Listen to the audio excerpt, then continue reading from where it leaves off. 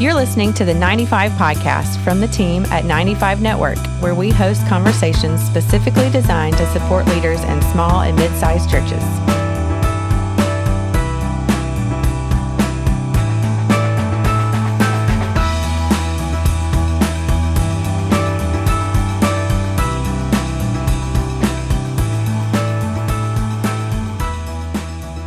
Hey everyone, welcome back to the 95 Podcast. This is Dale Sellers, Executive Director of 95 Network, hanging out with Jason Allison today. As most of you know, Jason's one of the members of our team at 95 Network, and today we are going to share with you some exciting new information. We have a brand new conference that we are rolling out. Really, honestly, it'll probably hit the hardest this fall coming up. We're recording this now in April of 2025, but we want to kind of go over some information that's in it to let you know what's in it, and then maybe even see if you'd be willing to help host it in your area or just have take your whole staff through it, whatever you want to do. But anyway, that's what the podcast is going to be about today, about this exciting new conference. But first of all, Jason, how you doing? I'm doing great. Well, that's I good to really hear. am. That's really Yeah. good to hear, man. Yeah. You've become quite the world traveler. Well, I guess the America traveler. Yeah. I don't And travel the world, but yeah. yeah, Yeah. Getting around a lot, but no, I'm doing really well. Dale, how are you doing? you know what? I'm living the dream, and sometimes it's scary, but it's a dream. And I'm excited about this new information. Well, what happened for those who are listening is we don't get to do it every year just for financial reasons, but we try to bring our whole team together from all over the country in January, and just talk about where we are. You know, what is 95 Network doing? Is there things we're doing that's working that we need to continue with? Are there things that we're doing that's not working? Or is there things out there that need to be addressed in our specific arena that we aren't addressing? And we spend time praying together and talking together. We just got some really, really sharp people on the team. And that's kind of where this information that we're going to unveil today came from. It came from our team meeting, just trying our best to come along beside and support small and mid-sized churches. And so I'm pretty excited about what's coming. I'm actually excited about the next few years because I feel like there's a shift, there's a movement happening in the church as a whole, where I know the next generations are really beginning to check out church. They're looking for authenticity and real. And if you want to equip and be equipped, you have an opportunity to really be impactful in your area. And so with that is kind of a backdrop. Before we get into the specifics of the new conference, there may be people listening who don't know who Jason is. And so, Jason, take a moment just to recap a little bit of your story, and then we'll kind of dive into what we're going to talk about today. Yeah, sure. I mean, the highlights are uh, back in about 2018-ish, I believe. I reached out to the Unstuck group because I got a grant, or they said I could qualify for one to get a coach. And I was at a pretty low point in ministry. And so I reached out, and they stuck me with this guy called Dale Sellers. And so since then, our friendship has grown. And so I know I talk about you often as one of the people who really kept me in ministry and kept me from bailing on a whole lot of stuff in that time. And so over the last 5-6 years, you and I have become friends, and we've worked together on several things, and I've enjoyed my connection with the 95 Network. But also in that process, I am now serving as the Director of Church Strengthening for Converge Mid-Atlantic. I am officially like full-time as of Cool. just a week ago. So that's been a journey as well. So yeah, I travel around the East Coast basically and try to come up with tools and resources to help churches in our little family, our little tribe, to help them grow as healthy churches and healthy leaders. How long had you been in ministry when we connected? When we connected, it would have been about 28 years, give or take. I thought it was almost 30 years, Yeah. and you've been in ministry for almost 30 years, and you have served like you were like you did the children's ministry for a large church, if I remember that, Yep.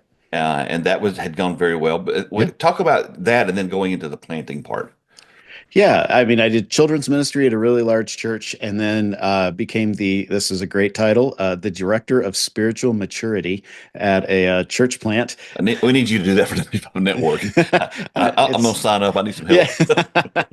Well, yeah, I did that. And that was a church plant. Actually, the youth pastor that had kind of helped me realize my call to ministry, planted that church, and asked me to come back and to help him because it had grown. And so while I was there, it grew from about 400 or 500. Over the next 8 years, we were running well over 2,000 on a weekend. Wow. So, I was the associate guy, right? And so I did that, and from there, then planted. I left that church with their blessing and so forth to go plant a church about an hour south, just outside of Columbus, Ohio. So that was about 18 years ago when that happened.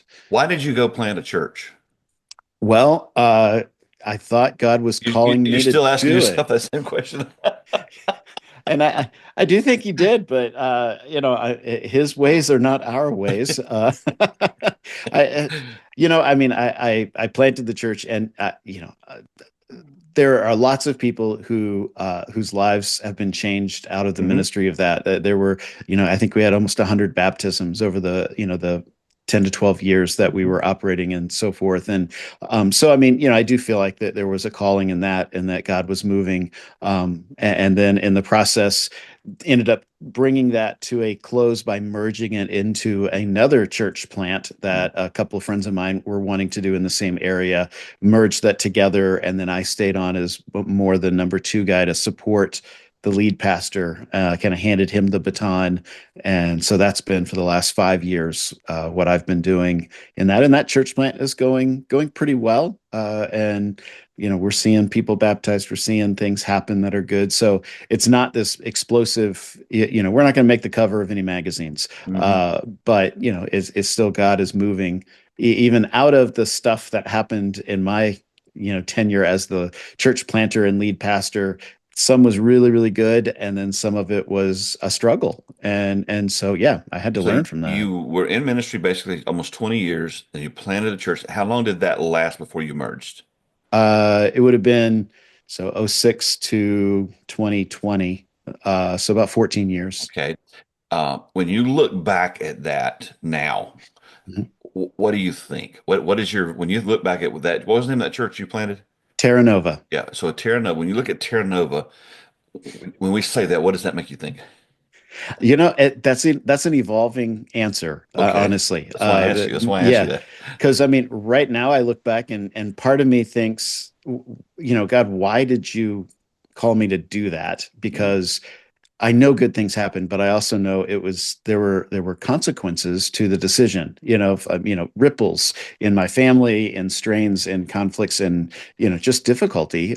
Some of it is, I would say, was attack from the outside. Mhm. The enemy, and some of it was, man, I was stretched in ways that I don't know that I was capable of meeting some things that needed to be done. So I have a mixture of, I'm so glad I did it. I'm so glad I was obedient. And God, what were you thinking when you did this? Like, why did you put me through that? Did I really need to go through that? Um, so yeah, it goes back and forth depending on the day, and if the pizza I had last night was any good. Well, I asked you that because I look back, I pastored a small church for 12 years. It grew from 30 to 300 back to 150 because in the eighth year we had a terrible split. Our Yeah, church was called Victory Life.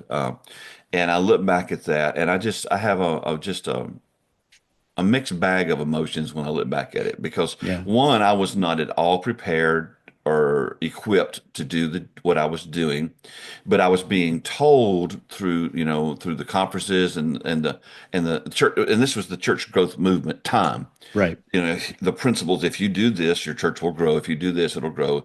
And I tried to do all that stuff and it didn't work. And so right, what it did was it helped me realize how badly damaged I was. yeah, And I didn't realize that at the time. I didn't realize yeah, that a lot of what I was doing every time. So, and I still have to work through this one. We'll have a therapy session for a minute. yes, Yeah. So every time something negative happens, my first thought is, what did I do wrong? Yes. And in fact, I'm thinking last week I was praying about it. I think I'm going to write about this. It might even be the next thing I put out. It's just because the natural thought, every time something negative happens or something doesn't come through or whatever, I start going through the scenario of, well, they must be mad at me because of this, or I did that, or whatever. And it's just a horrible way to live. Yes. No, I totally understand what you're saying. Like And that's still the case for me. so the church, the way I describe it was in our heyday. And really, what happened to us was there were three church splits that happened within 6 months of each other around us, and half of those people from those churches all came to our church. Mm. So we went from like 180 people to 300 in 6 months. Ooh. And I knew then I was in trouble because Yeah. I'm getting all the disgruntled, Hmm. we're the new flashy thing, even though we weren't new or flashy.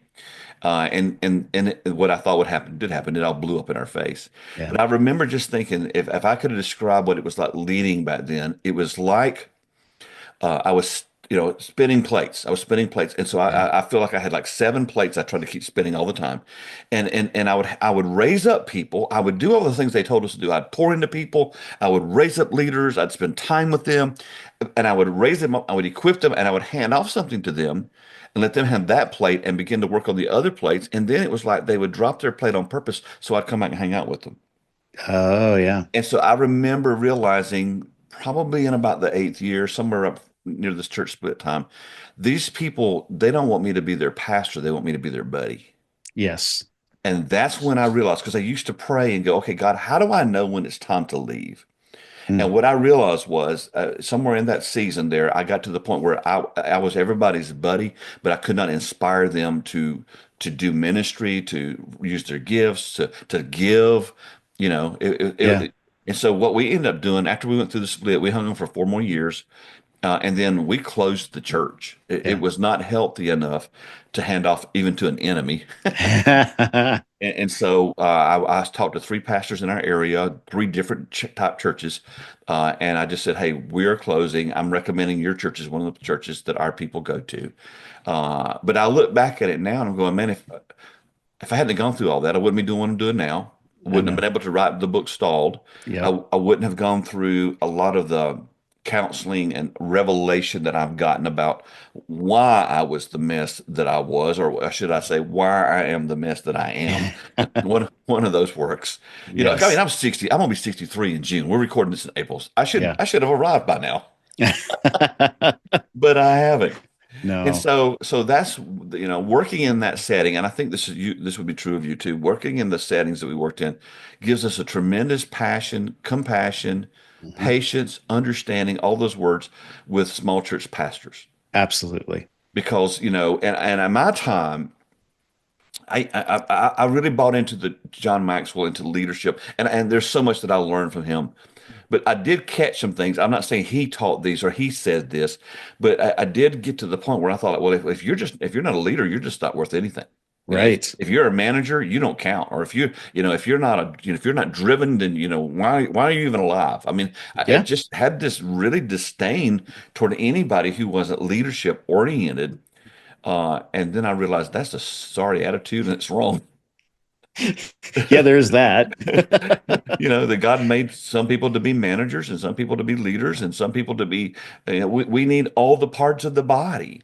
Yes. And so I realized today, and I think about this, if anybody asks me, why do you do what you do at 95 Network? Because we've been doing this a long time now. Hmm. And I think we can say this on the podcast. It's not often rewarding.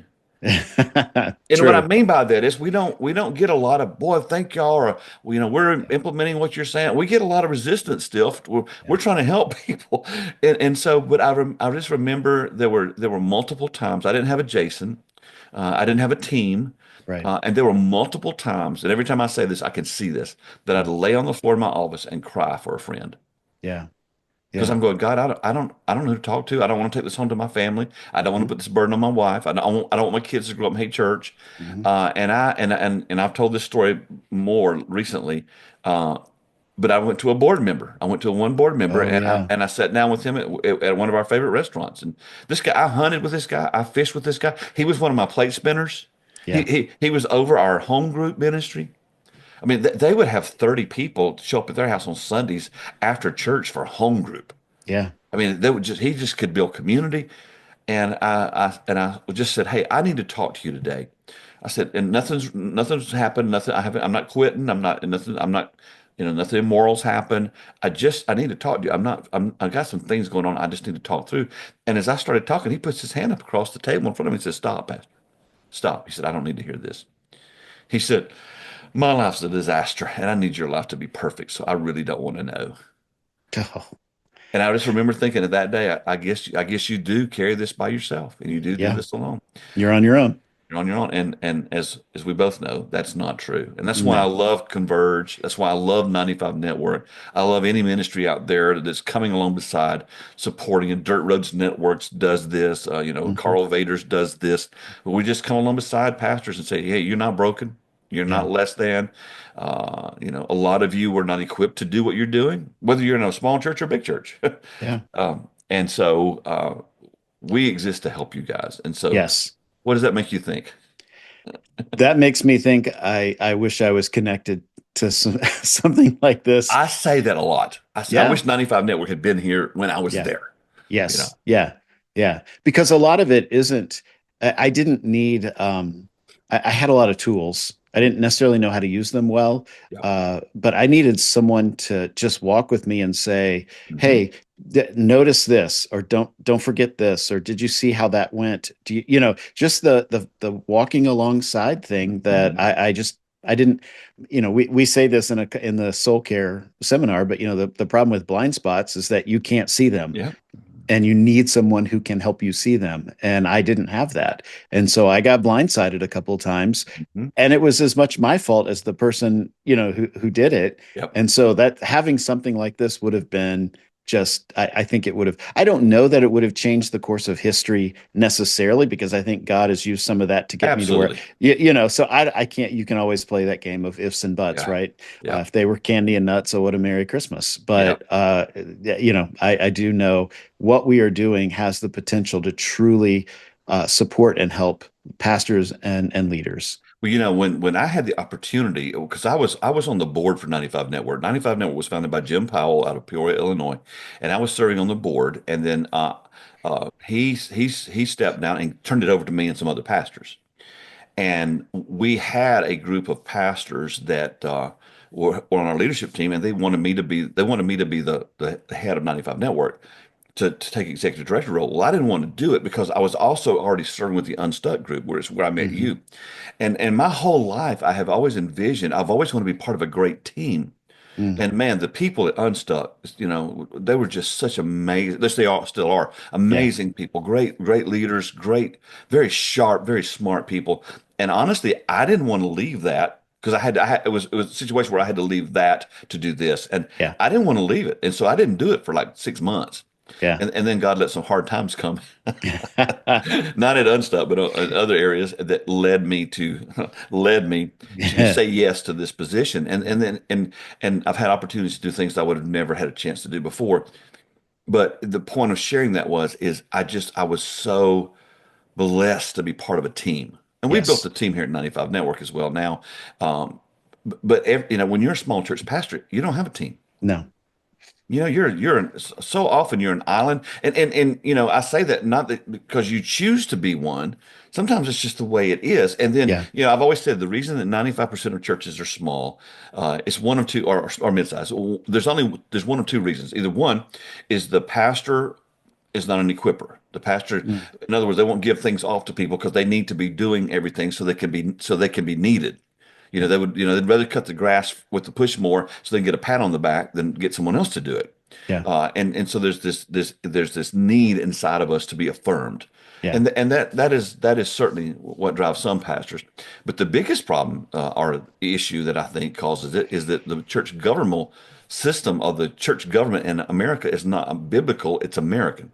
Yes. So we have a democracy mentality, and so they view the pastor as a hireling, Yeah. and The problem is that's not what God said. That's not how he told us to do it. And so he can't move and bless in that setting like he would if we were healthy, which leads us to the reason we're doing this podcast Yes. is just to talk about the fact that we are breaking out a brand new conference. We still do the Soul Care Conference. We still do our Blueprint conference to help with structure and strategy. We still do the Small Church Strategies Conference.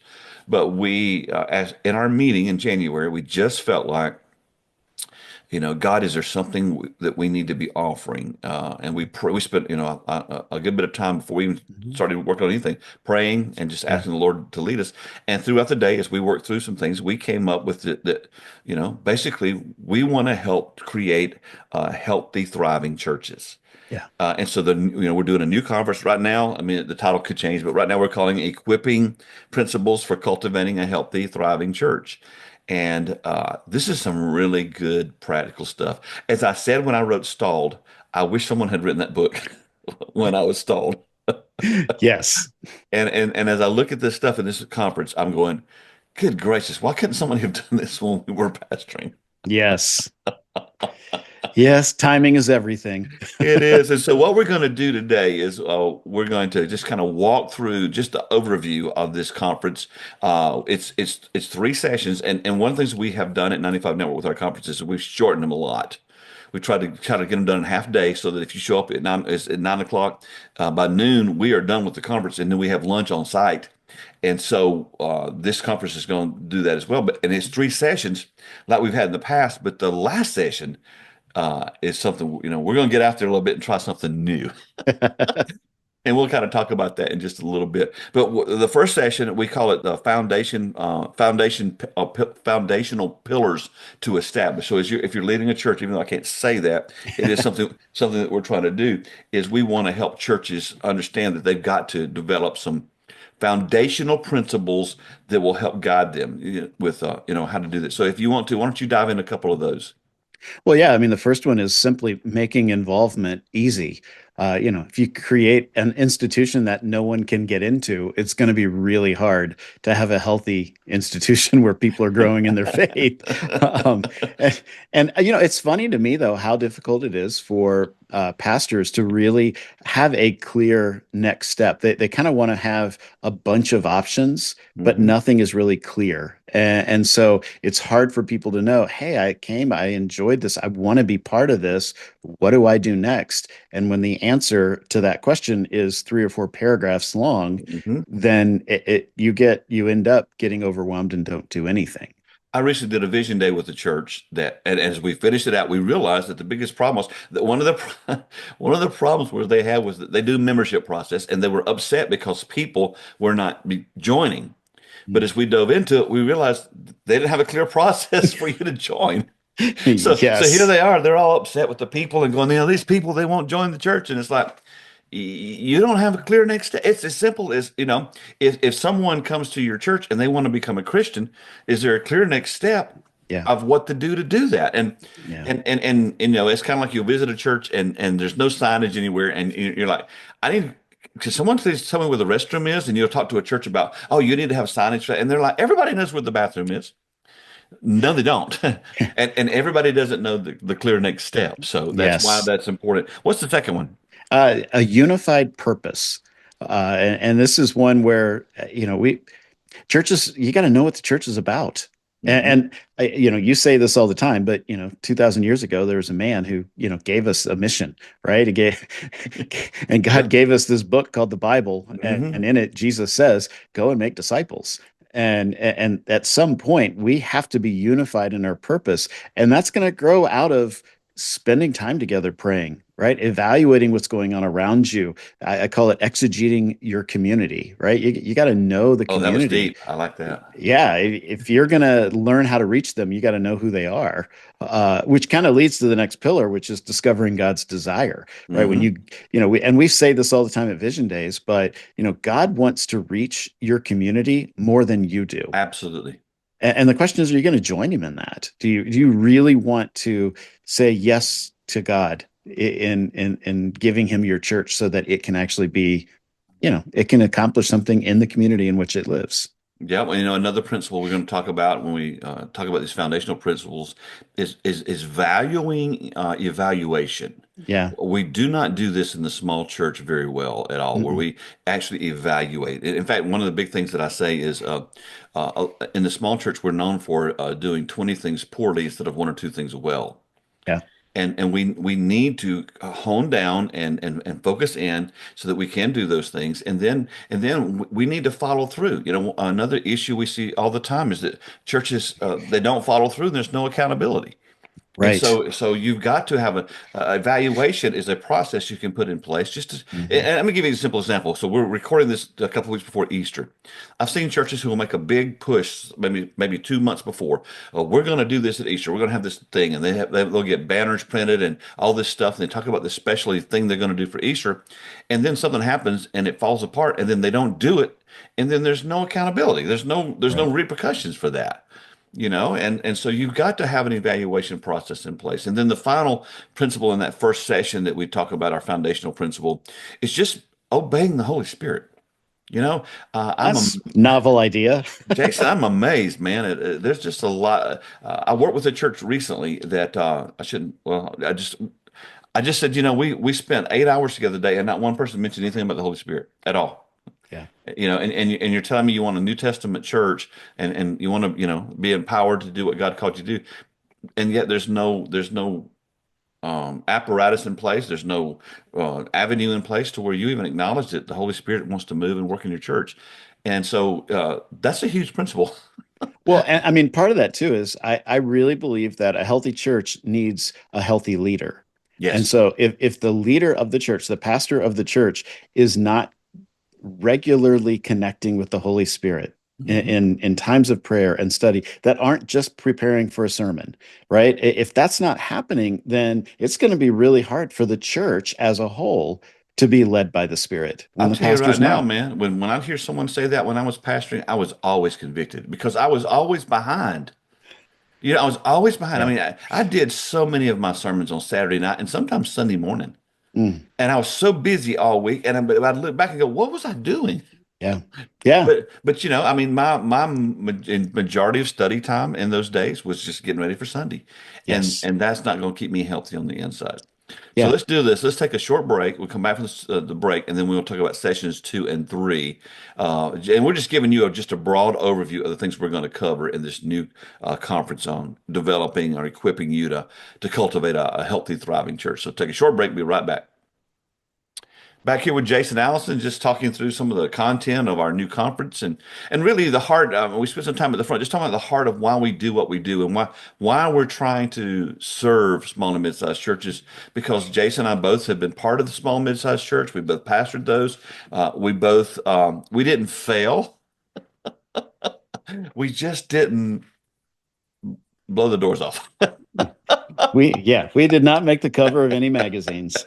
Well, maybe the wrong ones anyway. Well, So we talked in the first session about just some foundational pillars that you need to have in place, and we'll walk through those. The second session, so we'll take a break after that one, and then we'll do some questions around tables for the people who attend, and we'll come back to the second session. And this session addresses common barriers that prevent engagement.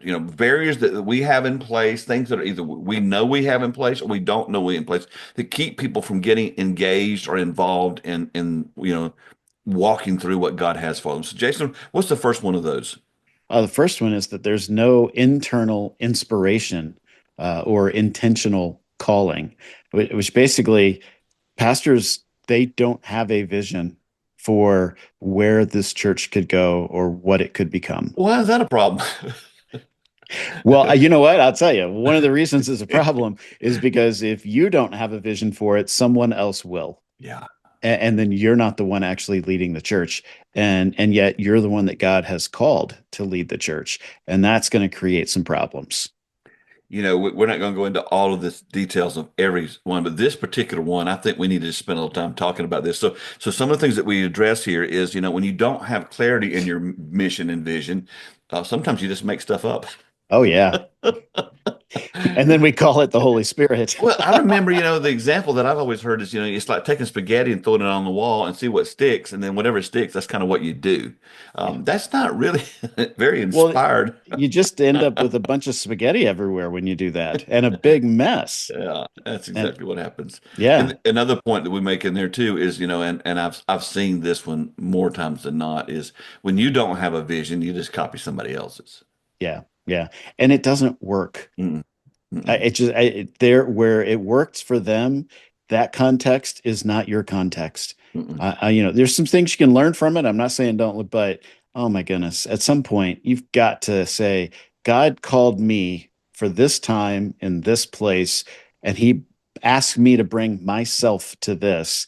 What is He now asking me to do with all of that? Mm-hmm. And that's the only way it's going to work, because, and like I already said, if you aren't casting any vision, then the another thing we talk about is your followers, the people of the church, they're gonna push you to basically do theirs, whatever it is. I have never heard anyone address this issue. I started talking about this, I think 3 or 4 years ago. But one of the things that happens when if you are not communicating vision, if you're not communicating mission, and either which is why we exist and visions where we're going, is as a leader, if you're not communicating that, you have people in your church that love Jesus, they love you, and they love that church, and they love the community, and they want to do something to impact. And so what happens is they will start trying to help you figure out something to do. Yeah, And the tendency is to label those people as bad, or as Jezebels, or as rebellious, because because you feel that pressure. yeah. They're not trying necessarily to be mean spirited. They just want the church to go somewhere and do something. And at this point, they believe in you. Hmm. But what happens is this is an area I've just seen this over and over. It will create so much division between the leader and their congregation. It'll create separation. It'll create Hmm. distrust when you aren't clear. If you're not communicating where we're going, and they start trying to push you to do that, uh, somebody's going to have a come to Jesus meeting at some point. You Yes, know what I'm saying? yes. At Hmm. some point, that's going to happen, and I have just seen that happen over and over and over, which would kind of lead us to what happens is when you feel that pressure. Uh, you'll sometimes just create diversions to get the Yeah. attention off yourself. Well, when you don't know what you're doing, just look busy so Yep. nobody asked, Yep. right? I mean, that's kind of the idea is, yeah, go And ahead. well, I mean, that's what I mean. As you said that, I just thought that's kind of what I did when cause like I told you, I'd get there on Saturday night, and I'm going, man, I don't have my sermon ready for tomorrow. But I never look back and go, well, what did I do all week? Yeah. Because Yes. again, I'm not talking about pastoring thousands of people. The Right. majority of my time, we averaged 150 basically.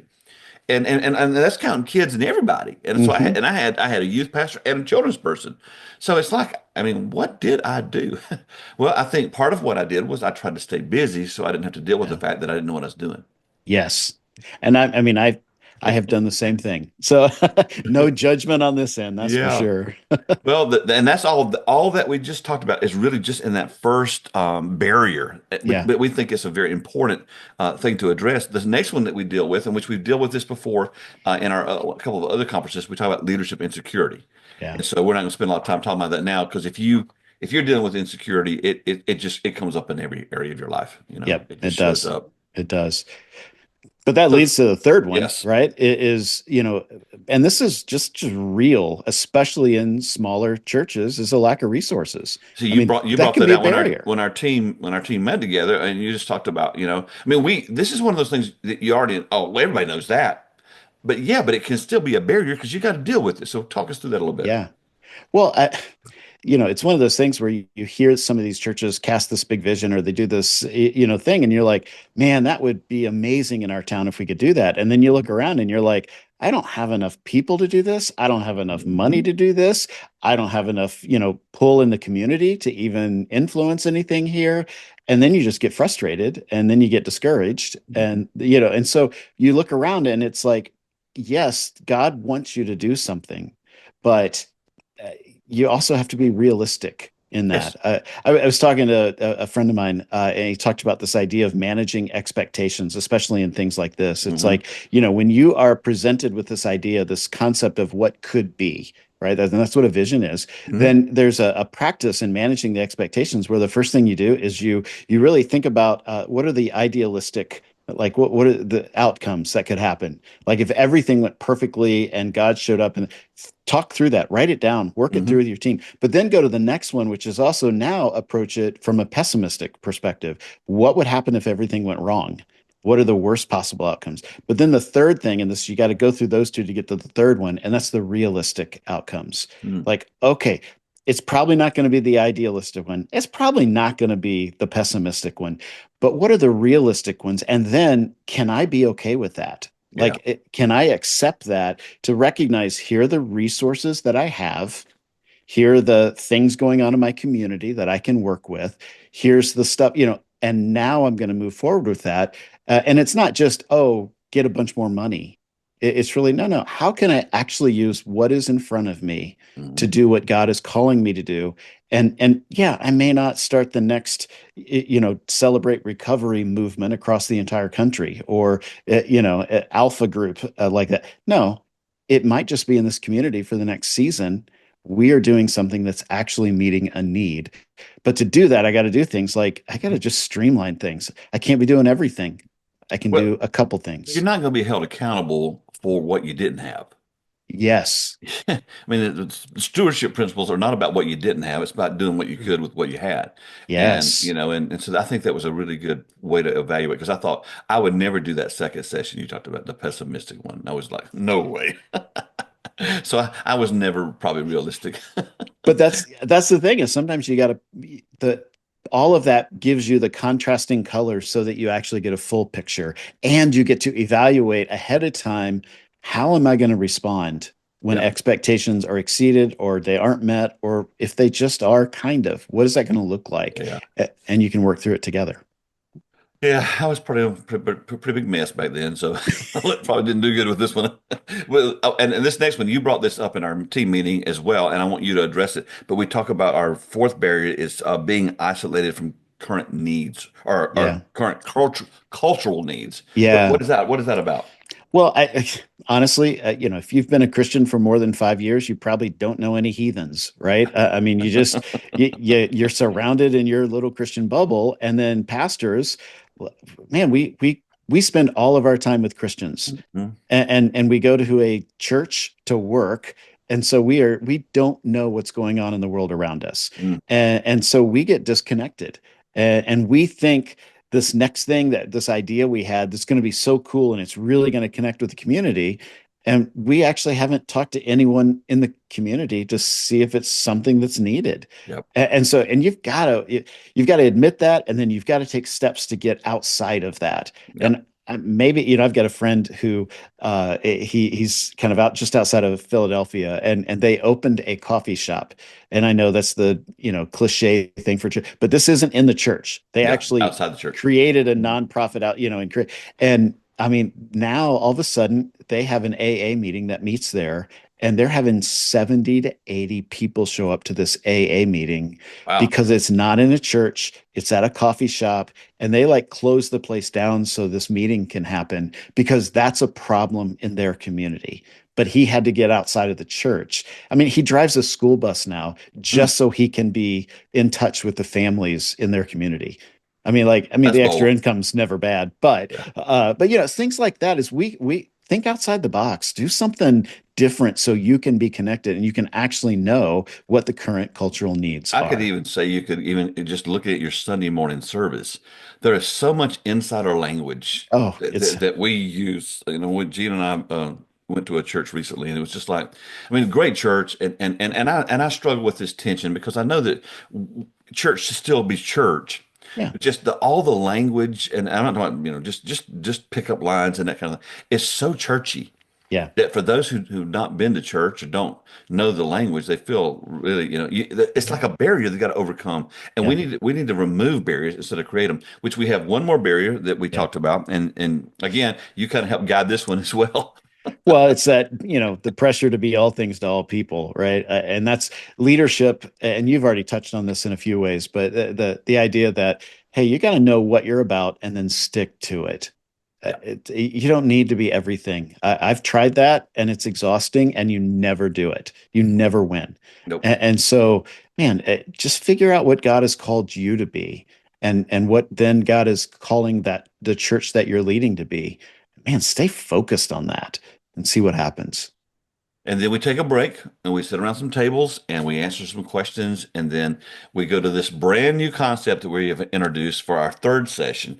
Our last session, we call it leadership traits to embrace. And there's several of them here. Let me see. We call them different shifts that we make. I think there's like 6 of them. We're not going to go through these today, but just these different shifts, because I want to get to this other part. So what we typically do is, we typically have a 40-minute teaching session and a 20-minute breakout session where we sit around tables and people answer questions with each other that we've brought up. But we're doing something different with this last session. We're going to cover those leadership traits, try to do that in about 10 minutes. And then we've got a series of tools that have introduced that correlate with some of the things we've talked about. Kind of walk us through some of that, Jason, because you helped develop this. Yeah, I mean, I want to give credit where credit is due. Yes. Friends of mine at Clarity House I've gone through their certification process and worked with them in some really cool stuff. And some of these tools I've adapted from what they taught me. But these tools are things that every pastor needs to have in their back pocket, because it helps you understand the situation in which you're in. It gives you some language. It gives you some pictures of, okay, what is this going to look like? I mean, we talk about what motivates people to show up at church. Mm-hmm. And we work through that, and then we talk about, what really needs to ultimately motivate them. What does that look like in the context of church, in the context of church throughout history? And then what is the role of the church in connecting people from those surface level things to the deeper thing of finding their purpose, and then connecting their purpose to the divine disciple-making vision that the church has. That's the role of leadership in the church. And so we work through tools that help you understand that. We talk about the disciples' journey. What does that mean? What does it look like to go from, hey, who is Jesus, to I'm now making disciples. I'm multiplying myself. So yeah, and these tools are really practical. They're just, draw them on a whiteboard type thing. Mm-hmm. They're not. You don't have to have a degree in rocket surgery to make it happen. If I can do it, anybody can, right, Dale? No comment. So I don't know. I mean, I don't know. It's hard to talk too much about them because they are, flip chart type things. Yeah, well, and what we're going to do is, as I said, we're going to take about 10 minutes and cover just a few principles, but then we're going to spend the rest of this time either doing, Q&A to talk about anything that the people at the conference want to either clarity on that we've already discussed, or show them how to use these specific tools. And this part here will be very organic. It'll be based on the group of people who were there and what they want to talk about. We want this to be impactful. One of the things that we realized a long time ago, and it's not faulting anyone, but typically when a small pastor or small church pastor goes to a large conference, they walk away with one of two thoughts. Either they go, wow, I'm glad they can do that stuff. I could never do that stuff. Mm-hmm. Or worse, they go back and try to implement stuff that they saw at some huge church. And, they go out and buy a hazer and try to put in lights. And a hazer is what some of y'all call a smoke machine. And then 2 weeks later, they get fired because they set the church on fire. But they didn't really set the church on fire. It's just haze. Because principles that work, they're transferable. But you still have to understand in the context of where you are.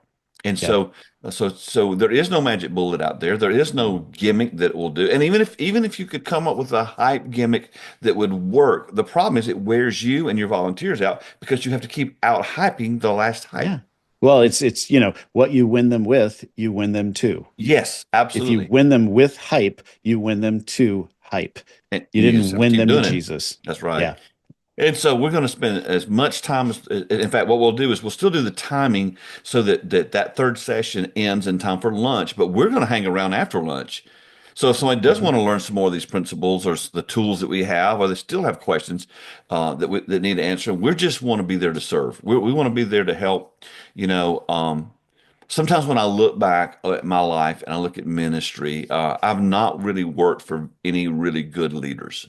Uh, Mm, just the lead pastors that I have served under were just not strong leaders. I'm gonna leave it at that. And then, there's a lot of pain that I went through, and when we pastored our church. In fact, most people know that 9 years ago I had open heart surgery, and basically it was from stress. yeah. I'm 53 years old and having open heart surgery, and I lived in stress. And we just don't want you to live that way. That Hmm. we want you to be healthy.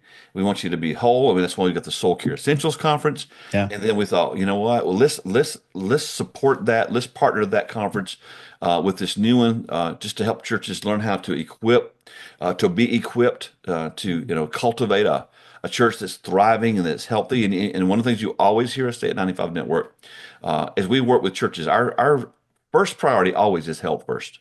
Yeah. Because honestly, if you're not healthy, we don't want your church to grow, No. because it's just going to be a bigger mess than what you're dealing with. So you're sitting here, Jason, as we wrap up the podcast, and you're having coffee at one of your famous places that you post on social media with a pastor who really they need this conference, and they don't know they need it, and so you have a chance just to speak into their life. Why would you share with them that why they should be part of this? And here's one or two things. Either one, we'd love for you to attend this conference, but we need folks who would be willing to host it. Yeah. One of the cool things about hosting a 95 Network conference is there's no cost to you. We have a partnership with Compassion International. They help us offset some of the cost, and so all we need you to do is just, if you can provide lunch and then use your influence to get people there. But you're sitting there talking with someone about either coming to the conference or hosting the conference. What would you tell them? Oh, I would tell them, if you want in a short amount of time some great material that is just it's a launching pad, right? It's a conversation starter that you take back to your team, or better yet, bring your team and then go back and process it together. This is the type thing that can change the trajectory of your church. And I know, we talk about the Holy Spirit being involved and all that. Yes, I don't mean to, set that aside, but in the same breath, God called you to lead the church. Mm-hmm.